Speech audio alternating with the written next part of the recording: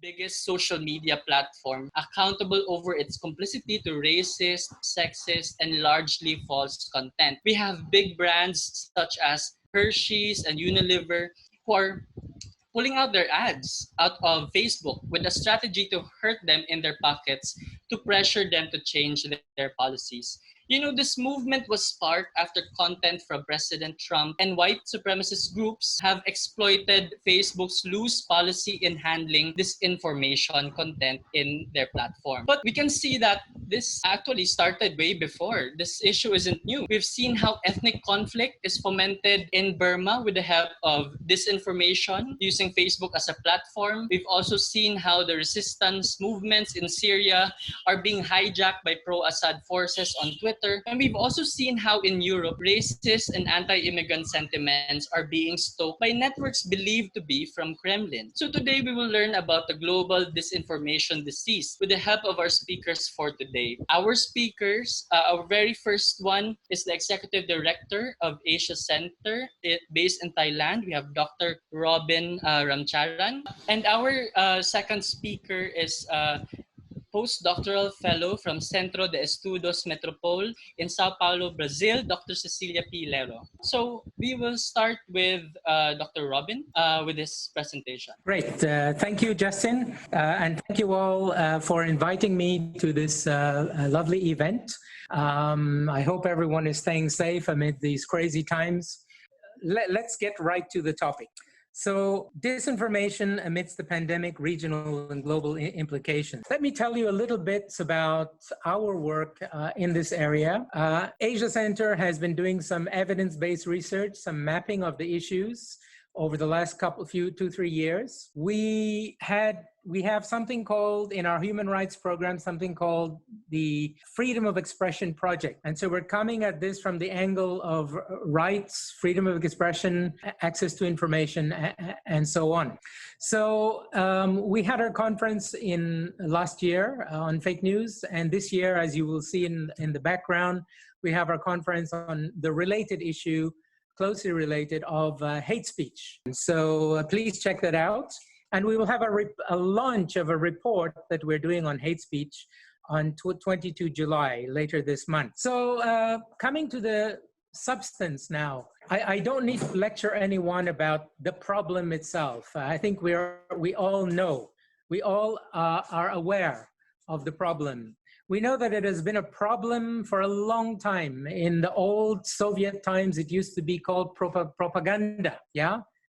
Spreading of false information, disinformation, and so on.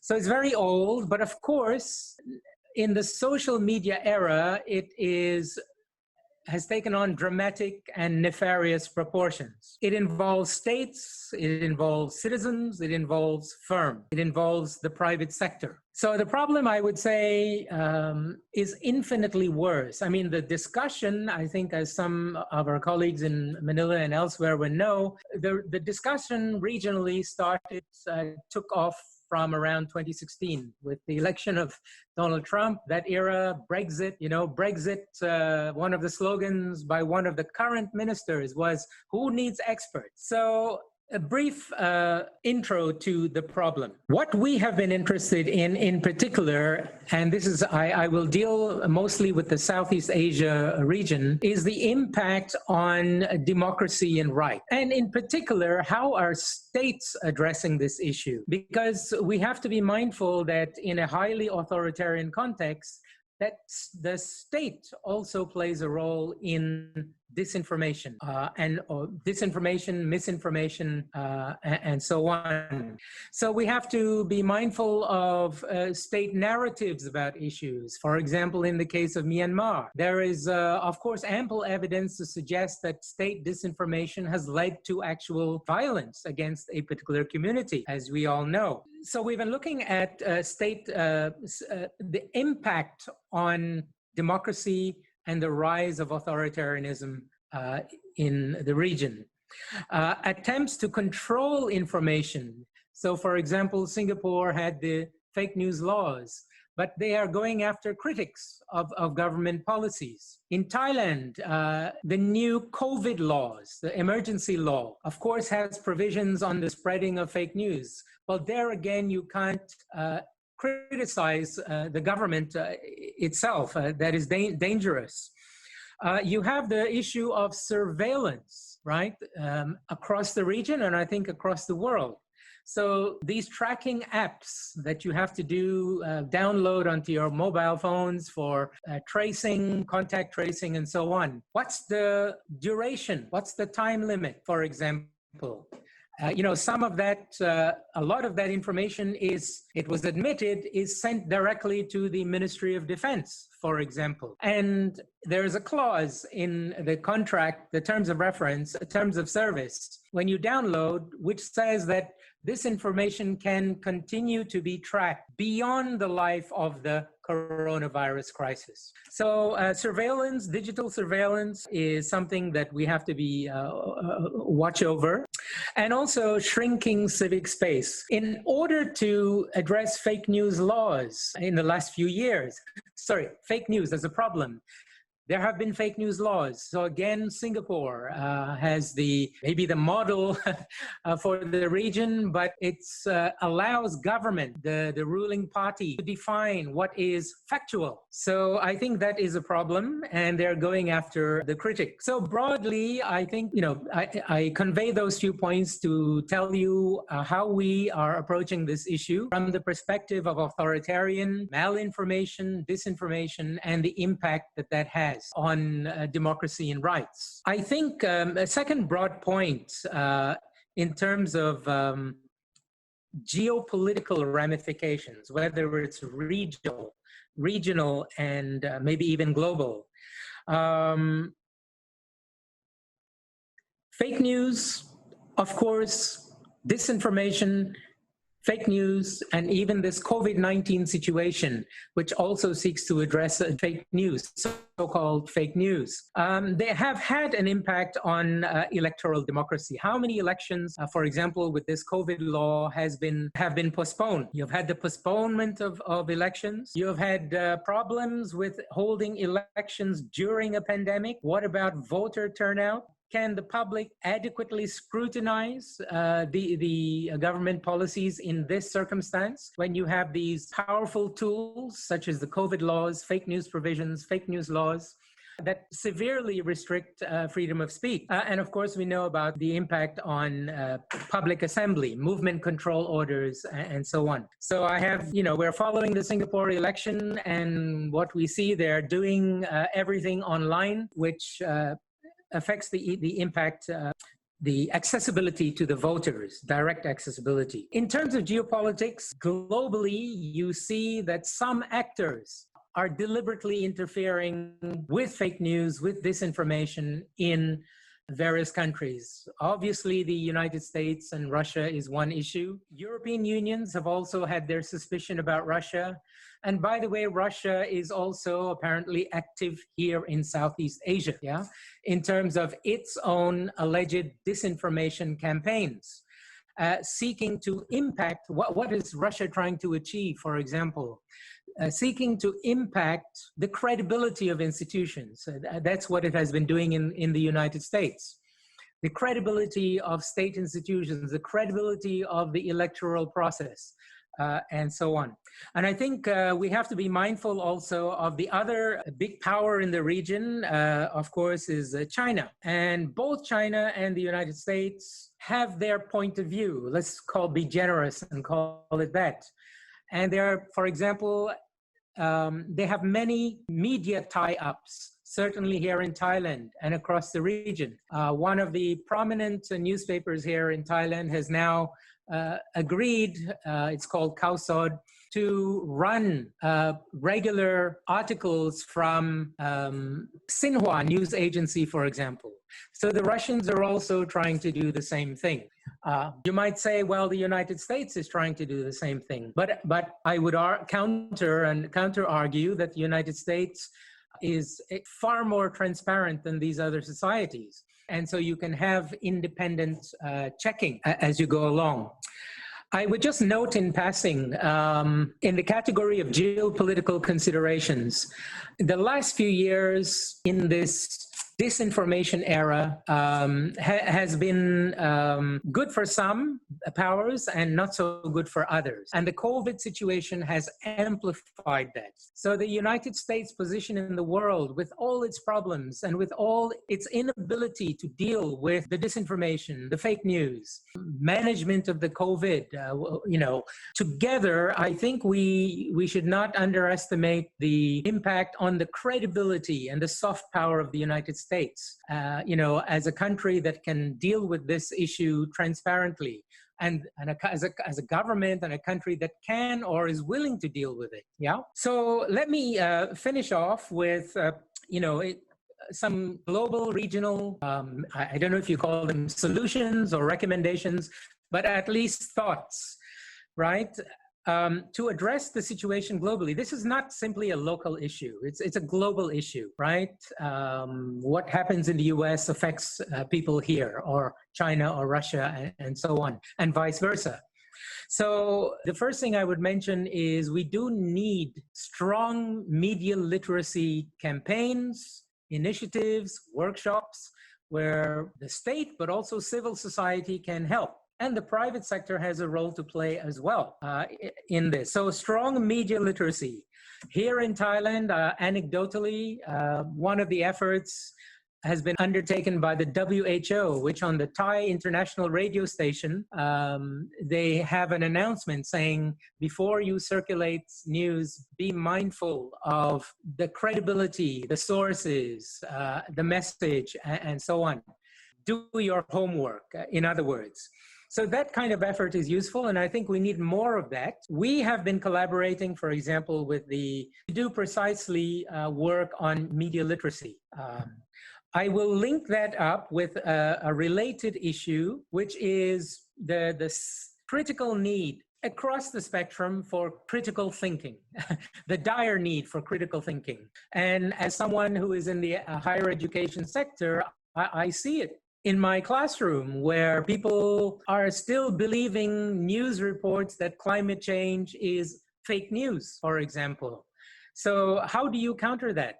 One of the very important issues of our time is how to counter this non-scientific or anti-science approach. Can have disastrous consequences when we deal with things like climate change, for example. Okay, media literacy, critical thinking, our education sector has to do a better job of responding to that nationally, regionally, globally. Third thing, and very important thing, is that the tech sector needs really to step up. I mean, without them, the tech companies, the social media companies, without them, I'm afraid our attempts to deal with it will not go very far. So as Justin said earlier, how the challenge is how do you get the tech sector to respond? And so one way is for the advertisers to pull, okay? And the company reacts and responds voluntarily. Another way might be through government regulation, but the difficulty with that, again, is public regulation, government regulation of the private sector. How far do you want to go? Already in the United States, many are saying, should not do this, right? In response to the difficulties faced by Facebook.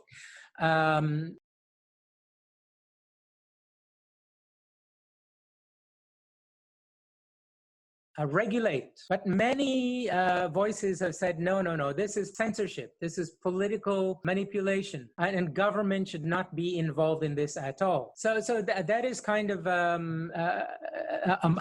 I'll call it a model debate. I think that might play out in other parts of the world. But tech companies have to step up. So far, their initiatives are not proving effective. And that's one of the points that's coming out in our hate speech report later this month that we will launch on the 22nd of July. Allow me just a couple more points, and then I will stop. I think, especially in the Southeast Asian context, one of the challenges is to establish a truly independent media, right? An independent media that can do the fact-checking, independent of state influence. I was in a webinar on a similar issue just about 1 hour ago, just before this event.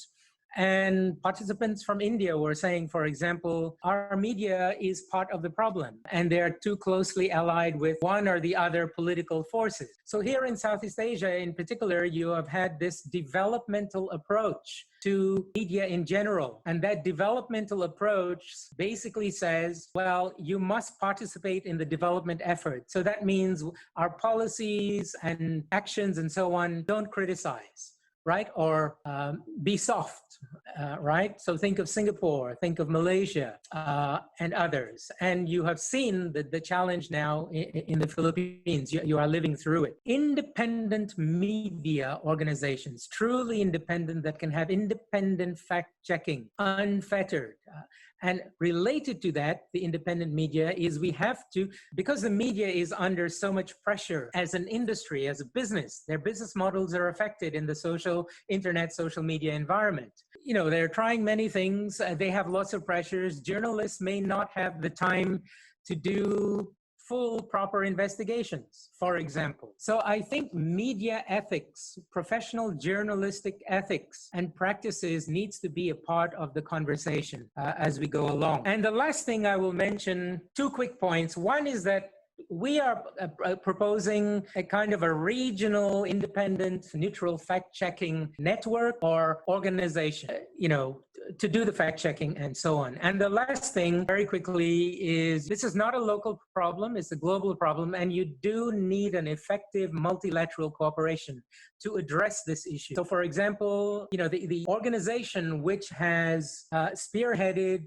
global dialogue on the information society has been, among others, the International Telecommunications Union. So the ITU and others can take a lead in convening and not necessarily adopting a multilateral treaty. That was a suggestion made in the coming out in various webinars I've been in, but rather to establish guidelines to involve states, private sector and states in the decision-making, and to involve civil society, think tanks and so on in that elaboration of those guidelines.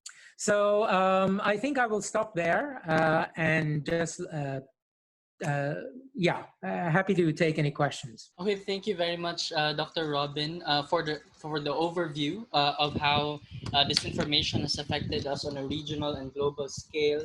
We have a couple of questions on the Q&A box, but we'll attend to them after Dr. Cecilia's presentation, further exploring into the topic of how disinformation is being weaponized in politics. So today I'll be speaking about the three countries that I've been following most closely, which are, of course, the Philippines, the US, and Brazil, where I'm based. These are also 3 countries that unfortunately share national executives that share some similar leadership styles. We can talk more about that later. What jumps out is that while Trump and Bolsonaro openly deny that COVID is a threat, Duterte has used the COVID crisis in order to tighten control over society. So Duterte, in his reaction, has been closer to Orban of Hungary or Erdogan of Turkey. In all 3 countries, we see a lack of national direction support and a huge role for local governments.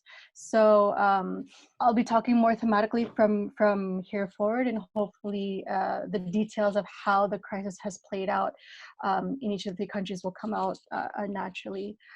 And of course, I welcome any questions afterwards. So my talk today will center around 2 themes. So disinformation as it is related to, 1, the global rise of authoritarian populism, and 2nd, predatory capitalism. So when we look at the tools of authoritarian populists, and this is something Dr. Ramcharan also pointed out, we see that it has to do with this sentiment of being anti-system or a rejection of elite as a rhetorical tool. I emphasize that these authoritarian populists use the rejection of elite as only a rhetorical tool, because we see that once they're in office, they basically function to reproduce existing power structures and exacerbate inequalities. So Bolsonaro has openly rejected the idea that COVID is a threat. So in this case, the disinformation is coming directly from the national government. This has been an incredibly consequential, to say the least, policy position. Bolsonaro has put himself in square opposition to the governors and vice versa, where several governors, including the governor of Sao Paolo state, which is the largest state in terms of population as well as in terms of economic production, the governor, who was a staunch ally of Bolsonaro, has placed himself squarely against Bolsonaro. When Bolsonaro made his first speech on primetime TV to address COVID, what he said was that it was just probably a little new, and the vast majority of people wouldn't get it, especially not him, because he has a history of being an athlete. Duterte, as we know, at first rejected the idea that COVID was a threat, but then as time went on, instituted some extremely strict measures without regard for the negative externalities in terms of people's actual ability to abide by the strict restrictions and the effect on people's incomes, what would the amelioration program be, etc. And we find that Trump is somewhere in the middle. Trump, at the beginning, seemed convinced that COVID would not be a threat. He said that, as soon as the weather got warm, it would automatically just disappear, miraculously rather disappear. And we see that, so it seems like ideologically he's closer to Bolsonaro, but the American institutions have sort of reined him in and stopped him from being totally extreme, but not all the time, right? So we see that he's still been able to get in some jewels, like people should drink bleach, the whole promoting the use of hydroxychloroquine without any scientific evidence, etc. And so this sentiment of being anti-system, of the rejection of the elite, of course, in this instance being science, is something that we see as a pattern from the rise of these authoritarian populists, and in the Philippines even before, right? So fake news is obviously something that we've all spoken about a lot since in the context of the 2016 elections, but we've seen historical revisionism and the open peddling of lies and the really establishment and strengthening of a fake news machine since the 2009 elections, when the Marcoses really started this huge historical revisionism campaign. I think we really see the roots there. The rejection of science traces its spirit really into this larger pattern of believing that established facts are only conspiracy theories. So it's related to the anti-vaccine movement, the flat earther movement, Yamashita treasure hunters, climate change deniers, and this is of course facilitated by fake news and social media. So what a lot of social media analysts would say is that, before the rise of social media, sort of every village had its idiot, right? But those persons' extreme views or views totally without basis and totally out of left field were sort of restricted to just that person, and they were socially ostracized for these feelings. Now every idiot in every village finds the idiot in every other village, and they all talk to each other and reinforce each other's false notions. This rejection of the established system or the elite is also related to a conservative form of nationalism. So we see this play out in the Philippines, where traditional or folk beliefs are better than modern medicine, where even in the case of the drug war in the Philippines, when people were trying to, myself included, present actual data about what kinds of policies have worked for other countries, we were not rebutted with actual data, but we were rebutted with, oh, we all know that that's stupid. As I say in the next point, willful ignorance is celebrated as common sense. In America, this comes this manifested rather in the movement, the rejection of using masks and the rejection of social isolation policies, that Americans are born free. It's a nationalistic, it's the political style is couched in this conservative form of nationalism. And in Brazil, we see the same thing. So Bolsonaro in his first speech said that, Brazilians are unique, that we are only, because it arrived in South America after most of the rest of the world. And he said in his speech that people's fears about COVID were based on the Italian experience, but Brazilians are different. We're different people. And something also notable about the Brazilian case and the rejection of COVID, of the notion of COVID as being a threat, is that a lot of it also comes from the new evangelical religions, especially the neo-Pentecostal religions. So these evangelical churches are a huge base of support for Bolsonaro, especially the conservative ones. And during the COVID crisis, we see a split between some of the sort of older evangelical sects like the Baptists, the Methodists, and the newer ones, the Neo-Pentecostals, the Universalist Church, the Bautista Church. And it's these newer sects that have recently released a letter not saying that COVID wasn't real, but decrying the treating science like it's God. And we know that a lot of these newer churches are telling their flock that, we should leave the churches open. They're not happy that they're not receiving their alms.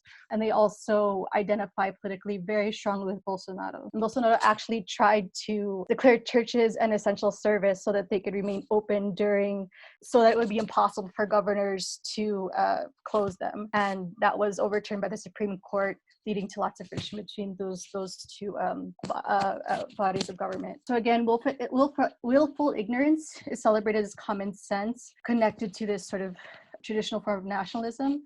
And when the government itself especially causes disinformation becomes a cause for confusion, and the truth becomes relative. And something that we've said a lot as we've discussed the rise of Duterte leading back to 2016 is the problem is that we're limited by the truth and they are not. And so once the truth becomes relative, it makes it that much more of a potent tool in their toolbox. We also see how disinformation is related to the leadership style of these three presidents. Loyalty, especially among cabinet members, is more important than truth or effectivity. So here in Brazil, it's really been a whirlwind. Bolsonaro fired his health minister a few weeks into the pandemic because the health minister wanted to go on with the shutdown. Bolsonaro appointed a second minister based on who would approve, if I remember correctly, based on who would approve of the use of hydroxychloroquine to treat COVID. And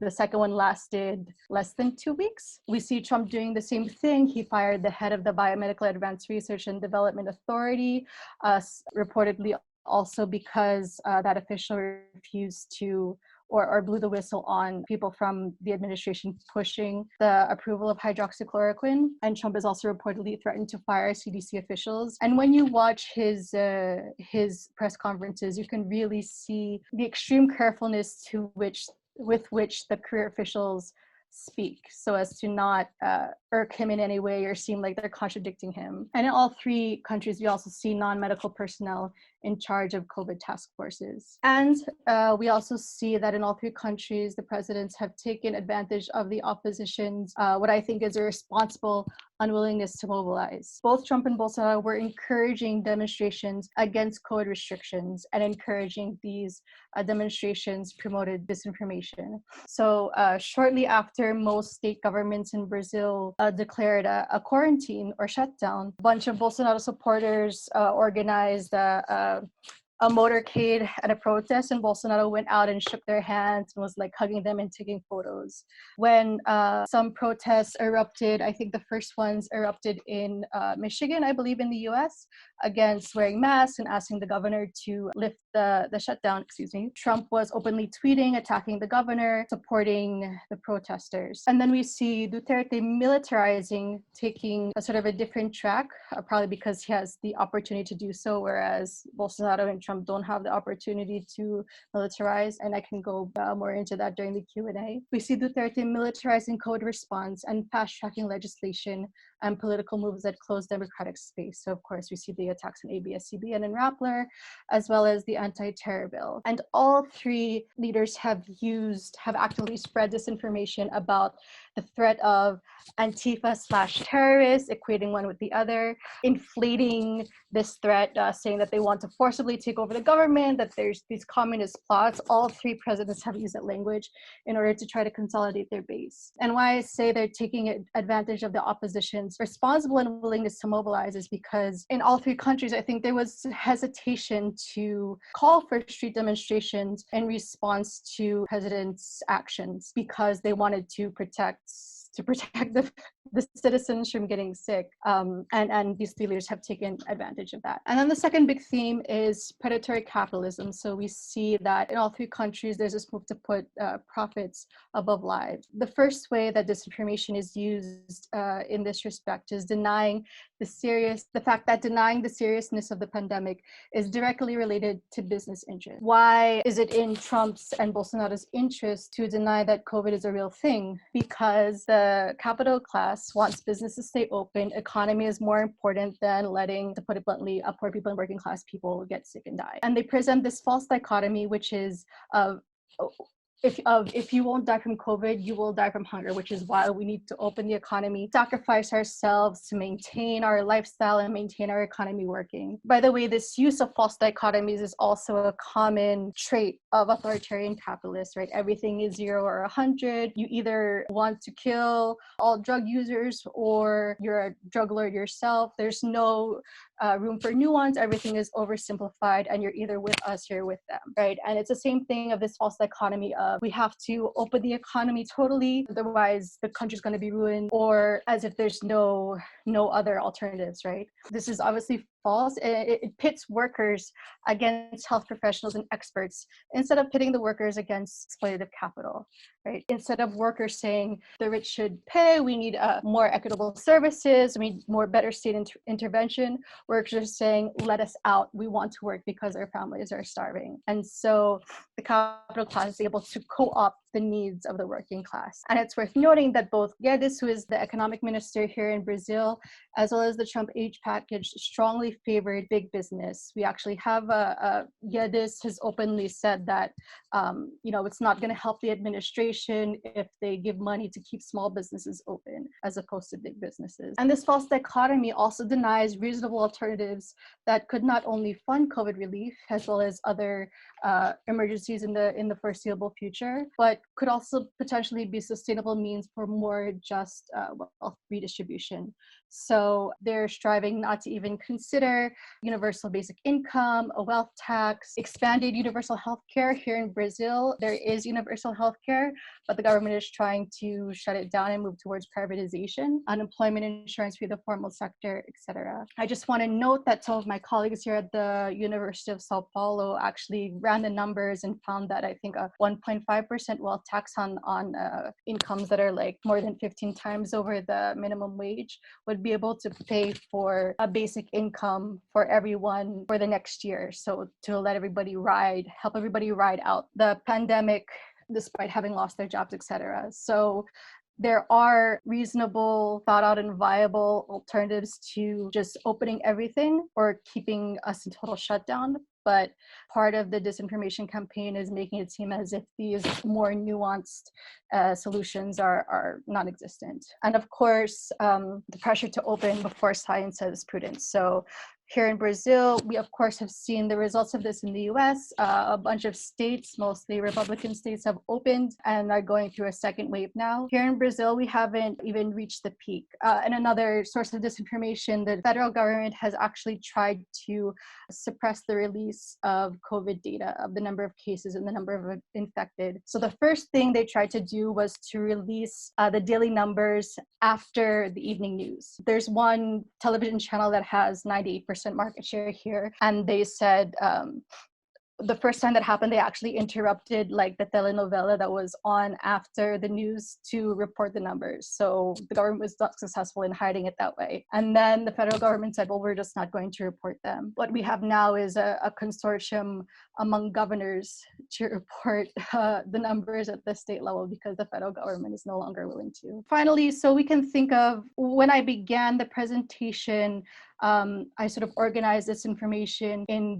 along the themes of how it's used by authoritarian populists to close democracy, as well as how it's used by predatory capital. But we can also think of disinformation in terms of first playing down the threat of COVID, secondly opportunistically playing up the threat of political opposition, of course, in order to justify oppression, and third, limiting alternative responses. So thank you. Any questions or comments after will be obviously welcome now or can be directed to my email. Thank you, Dr. Cecilia. It's basically like three case studies: Trump, Bolsonaro, and Duterte, and how in their countries they've upped their authoritarian populism amidst this pandemic. We're seeing conservative forms of nationalism. We're seeing how some people are saying that the lockdowns are an affront to their freedoms. We also see how those who speak the truth or give expert opinion are being punished. And we're also seeing how the insistence of some sectors to open the economy, even if it's still unsafe, and how all that is being aggravated by disinformation networks. So thank you very much. We have questions here from our participants. The first one would be, how much of the blame should be laid on the giant social media platforms like Facebook, Twitter, and YouTube for not implementing stricter policies against questionable posts and uploaded content? It's a question for both Dr. Robin and Dr. Cecilia. Dr. Robin can go first. Thank you, Cecilia, for an interesting presentation. And I will contact you after on other matters. So on this issue of the social media, I've noted down a number of questions. On the social media, tech companies, are they to blame and how much are they to blame? They, as I said, I think they are critical. They are very important to addressing this problem, both fake news, hate speech, and so on. So the question is, how do you motivate them to take the appropriate action? Well, we've already mentioned the pressures from advertisers. I already mentioned that I think social media tech firms have recognized the problem and they are trying to deal with it gradually from a starting point of doing nothing really and to denying the problem or not acknowledging it to acknowledging it. Yes, it's a problem. And you've seen the steps that Twitter and Facebook and so on have been taking in the last few years in Indonesia, in Myanmar, and so on. They do have a social responsibility. They are starting to comply with the business and human rights guidelines. I think that's something that should be tracked. And can you legislate, right? Do you need further regulation of the media companies? I would suggest that there are already enough regulations on the books, right? Our fake news conference last year, the overwhelming consensus was that it's very difficult to regulate and it's not desirable for the reasons we mentioned before, and Cecilia has touched upon them, the tendency for governments to abuse the regulation. So I would suggest guidelines, soft guidelines involving the stakeholders, critically business entities. I'll stop there. Maybe Cecilia has some. I absolutely agree, and I think this speaks to another question I see here in the Q&A is how can we ensure that the various anti-fake news laws in the region will be used as intended and not just as an excuse to go after dissenters and oppositionists. We can't ensure that. We can never ensure that. And a huge problem when the government becomes the arbiter of truth or when the government decides what is and what isn't true. Similarly, I think it's the argument of the tech firms is that they also don't have the capacity to be the arbiters of truth, which is a valid point in gray areas, but when we're speaking about things that are demonstrably untrue, like anti-vaccination, and that cause real physical harm, like anti-vaccination campaigns, like misinformation about COVID, like hate speech and incitement to violence, they have absolutely dropped the ball on that. I think especially in the Philippines, we have this tendency to want to legislate everything.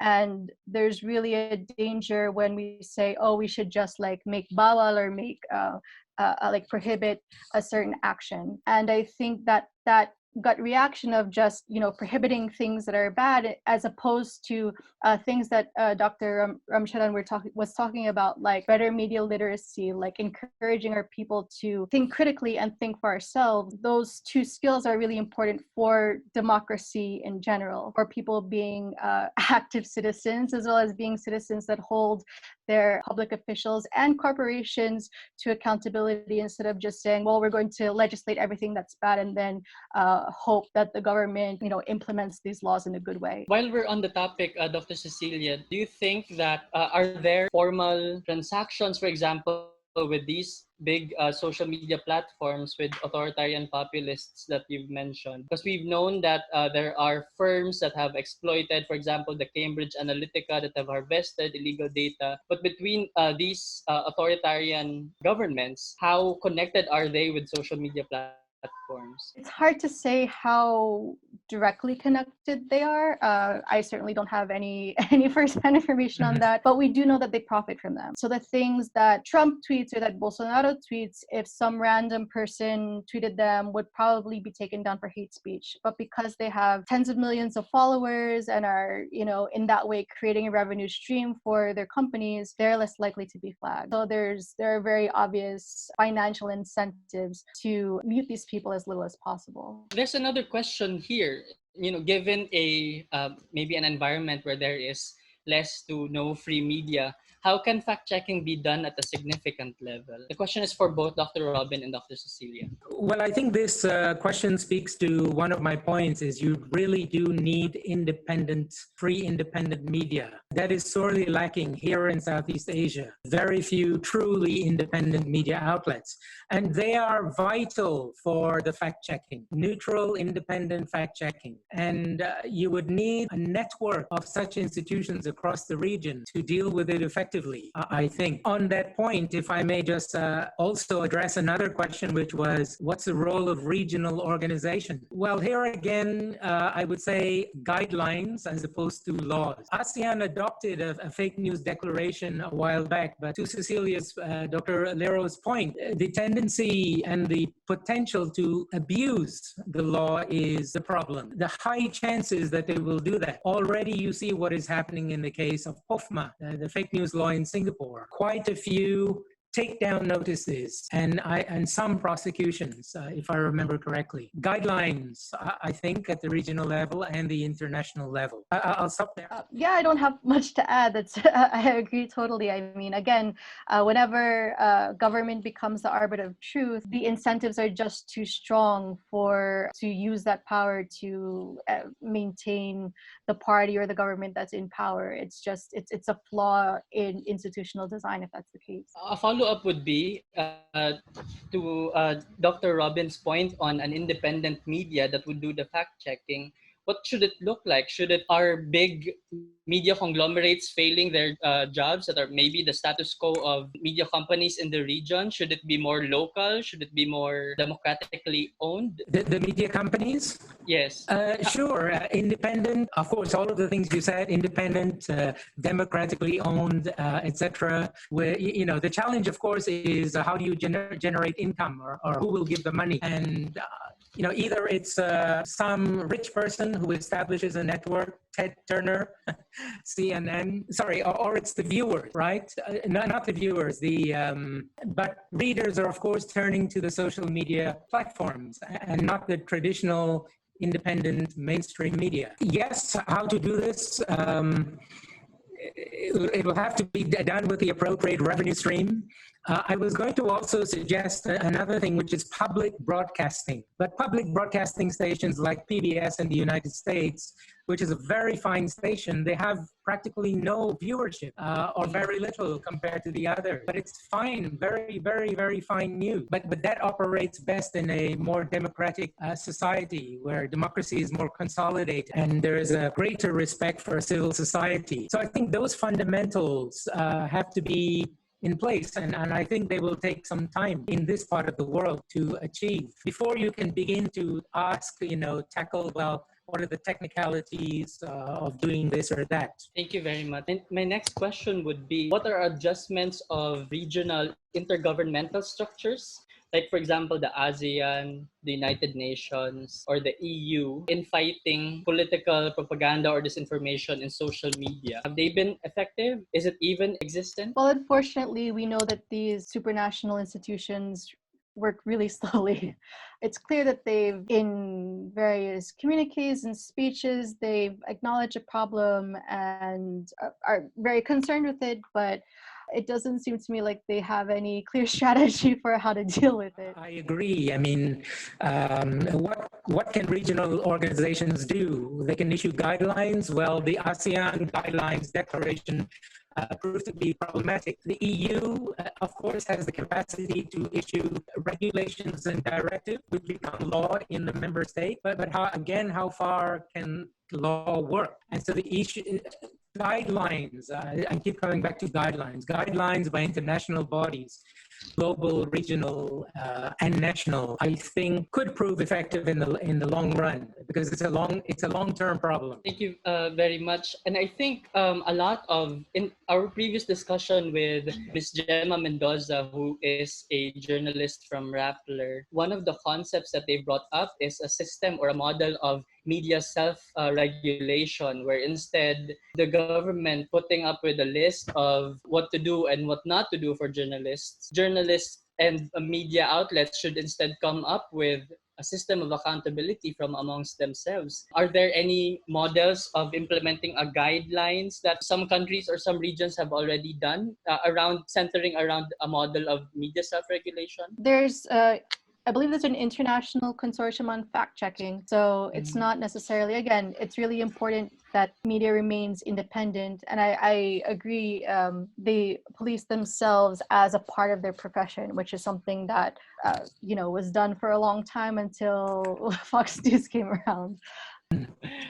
In the academe, we have a system called peer review, which is you send out your paper, your research, you should make your sources as transparent as possible, open your data, and it's people who have similar levels of training that then criticize your work. And that's how we make sure that we're being as accurate as possible. And I think that's something that's why it's so important for media to work in a consortium type configuration in order to deal with fake news and keep each other in check. I think a lot of talk about media literacy also revolves around how citizens understand the concept of their own privacy rights. We have a lot of people maybe signing up to dubious Facebook quiz apps or downloading apps that have notorious data harvesting reputation. How should governments and maybe non-state actors respond to that?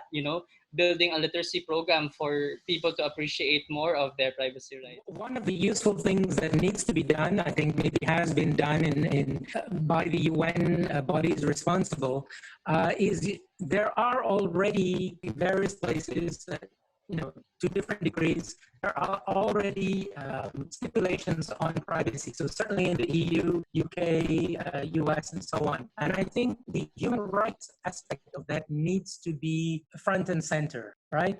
The human rights implications, and that discussion has to be had with the general public. And again, I think it can come only through, as I said, government guidance. Hopefully, we in academia, we have a role to play on that front as well. So for none of this, there is no magic bullet. So complex and extensive that it's a long-term process involving many things, education.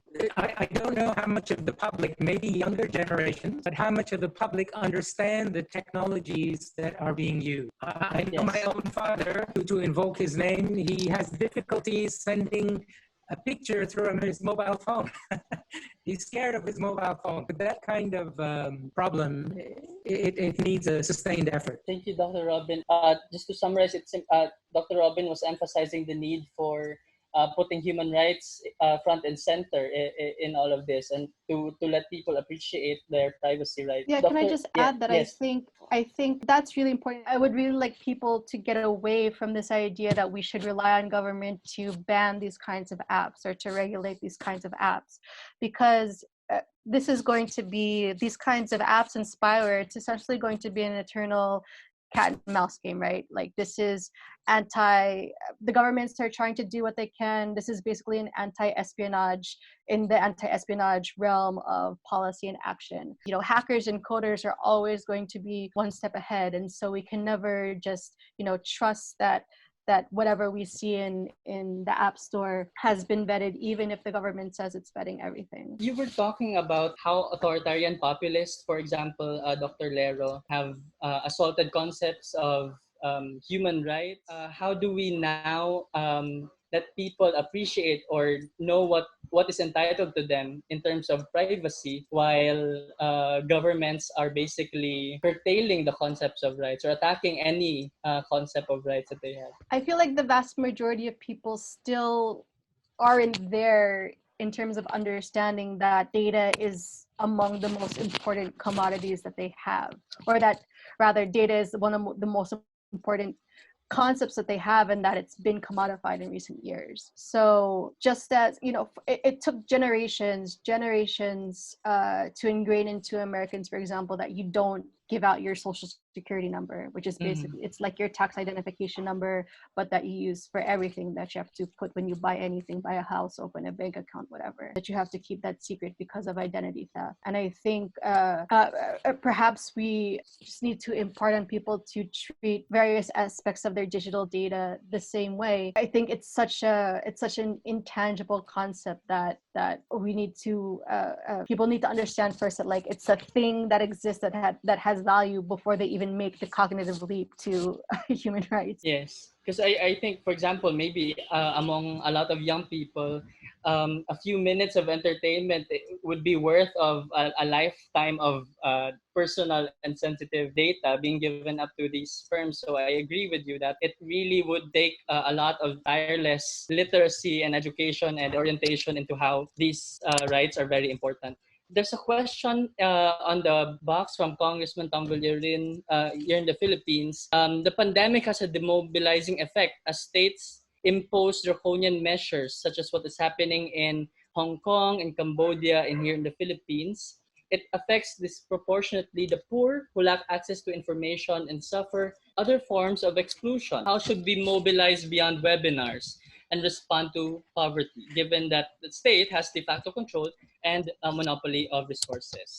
Just a quick thought on that. That relates to another question: is will we go back to a normal after the COVID-19 crisis? If we're back to normal, then civil society needs to resume its role that it had, that has been severely disrupted by movement control orders, assembly restrictions, freedom of expression restrictions, and so on. Donors have diverted the funds to the humanitarian relief, but the human rights and political and human rights organizations have been quite seriously affected. They can't do their work. So my answer was going to be, you have to return to a situation where you have a vibrant civil society, among other things.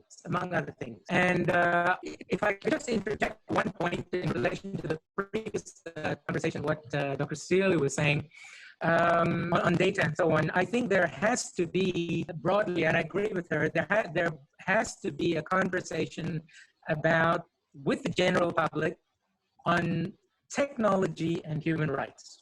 Yeah, a whole range of technologies and human rights. So that I don't see that conversation happening other than in academic circles or very few limited circles. Thank you very much, Dr.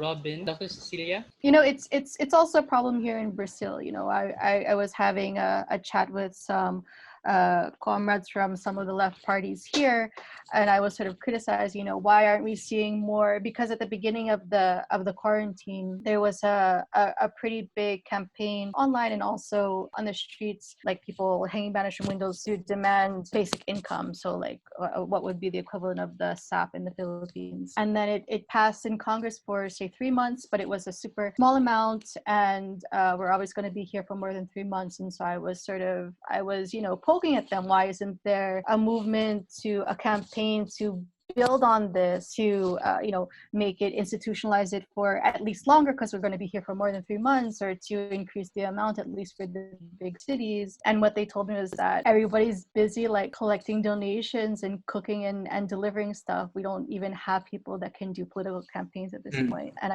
it seems to me like the situation in the Philippines is very similar. I can point to sort of things that sound cool, like building local networks of support and independent networks of sustainability, urban gardens, et cetera, et cetera. And I think that's something worth looking at. In the same way, when I've been talking to friends from the Black movement in the US, there's been a lot of talk about building independent networks of financial strength and for like financial resilience within the Black community, and not having to rely on traditional capitalist sources of funds or whatever. But of course, much easier said than done. So I guess the civil society really needs to chart its own new normal at the same time in what it does beyond online activities, but also in how it could effectively integrate itself in communities, being present there, but at the same time ensuring that we're taking this pandemic seriously, that we don't necessarily spread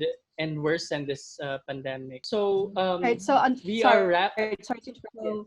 So on the one hand, it can be seen as an opportunity, because there are certainly huge pockets of society that are saying government isn't doing the basic, right? Government isn't providing with the basic, and it's these community organizations that are providing me with the basics. At the same time, when even the community organizations are out of resources, what do you do? Where do you mobilize, and how do you get creative with that? So it's a big challenge for all of us. Thank you very much, Dr. Cecilia and Dr. Robin. That's all the time we have. We've just talked about the situation of disinformation amidst the pandemic in the regional and in the global scale. We've talked about the responsibilities of social media platforms that facilitate the exchange of these content, and how their loose and complicit business model have allowed authoritarian populists such as Duterte, Trump, and Bolsonaro to weaponize the space in order to further their propaganda. At the same time, I guess for last words, what are some actionable steps for individuals and groups in this call that we can do in order for us to fight disinformation in a regional and global scale? Well, if I may, I would like to add to what Dr. Cecilia was saying about civil society. Important for transparency, community responses, and so on. And the great difficulty for civil society now is diminishing funds. So I would just end, my last point would be on how can you generate funds? How can you support human rights defenders? And one of the interesting ideas that has come forward, and I saw this reading at the World Economic Forum documents, the idea of establishing specific fund for community organizations, where investors put money into that fund. So that's one possibility, how the private sector may actually help. Through alternative public financing sources. Yes, Dr. Cecilia. So there's a lot that needs to be done, and it's really, no one has all the answers. I think something that's really important that Kong Tom alluded to was the importance to bring out the voices of the people who are most gravely affected by the pandemic. The vast majority of the attention has been on general macroeconomic results and epidemiology, which no one really understands. But I think it's really important to tell the stories of poor people, especially people living in highly very dense urban settings, racial and ethnic minorities, and to really understand how pandemic has exacerbated the inequalities we see in society, and as well as how the solutions government has been implementing is or is not responsive to the actual needs of people in the community. Thank you, Dr. Cecilia, and thank you, Dr. Robin, for your time. We thank the attendees here as well. This webinar is recorded on the Facebook page of ACF, so you can view it and watch it anytime. Stay tuned for future webinars and other activities of the Active Citizenship Foundation as well. Once again, thank you very much. Thank you. Salamat. Salamat. Thank you. Salamat din.